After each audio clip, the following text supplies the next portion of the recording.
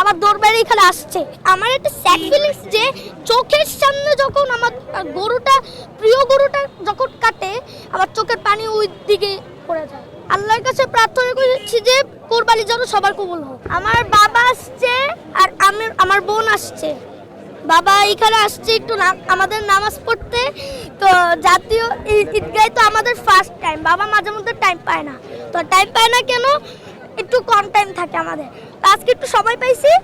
তো আস্তে আস্তে আমাদের এখনই নামাজ শুরু গেছিল। বাবার দরবারে এখানে আসছে।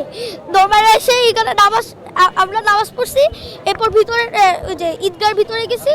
সুন্দর আছে আবহাওয়া, তো একটু সানি সানি, মাথাটা একটু গরম হয়ে গেছে।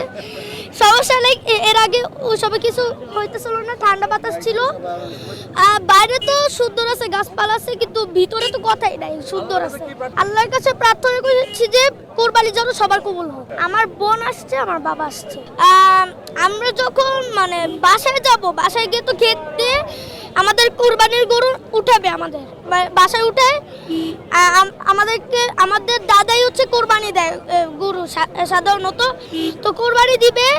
আমার একটা স্যাড ফিলিংস যে চোখের সামনে যখন আমার গরুটা, প্রিয় গরুটা যখন কাটে, আমার চোখের পানি ওই দিকে পড়ে যায়।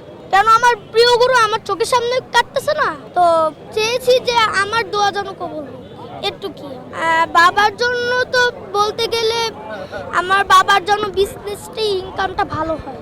আমার তো কি বলবো, আমার জন্য তো বলি নাই, ভুলে গেছি শেষ।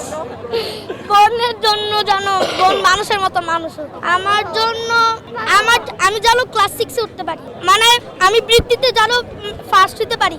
আমি এখন ক্লাস 5-এ। তো আবার এই বছর বৃত্তি আছে, তো বৃত্তিতে এই মাসে পার্টিসিপেট হবে।